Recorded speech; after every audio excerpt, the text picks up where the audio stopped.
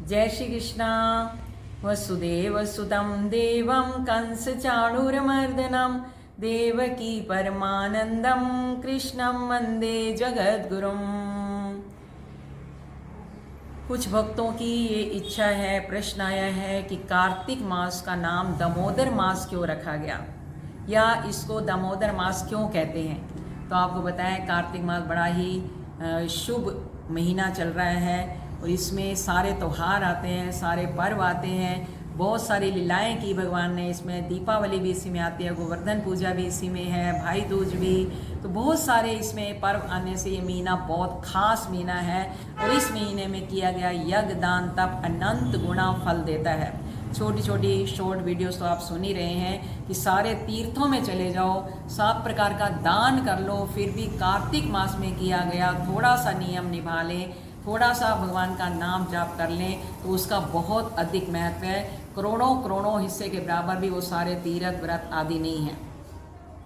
तो कार्तिक मास का एक नाम दामोदर मास भी है।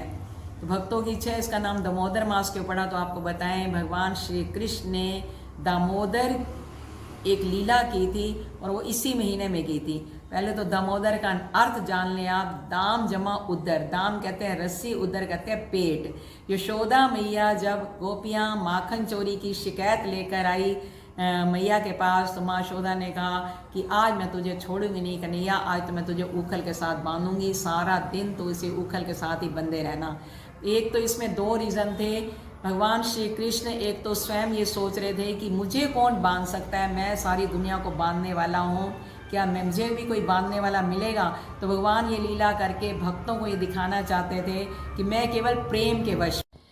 तो प्रेम के कारण ही भगवान बंध पाए। यशोदा मैया वैसे तो बांध नहीं पाई, 2 उंगल रस्सी छोटी हो जाती थी, राइट। तो प्रेम के कारण ही भगवान अपने आप अपनी इच्छा से बंधे हैं। तो एक तो ये रीज़न था। तो दामोदर नाम दाम जमा उदर का है, तो भगवान ने कहा कि कार्तिक मास में मैंने ये लीला की है, इसलिए इस महीने का नाम ही दामोदर हो जाएगा। तो इस लीला को याद करने के लिए ही कार्तिक महीने का एक नाम है दामोदर।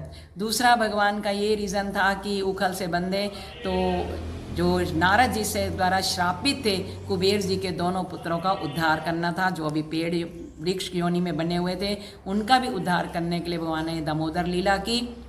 और कार्तिक मास में ये लीला हुई है, इसलिए कार्तिक महीने का नाम दामोदर पड़ा। कार्तिक महीने में सारे त्यौहार आते हैं, इसका खूब आप जाप करें, तप भजन करें, यज्ञ करें और प्रातःकाल स्नान का बहुत अधिक महत्व है।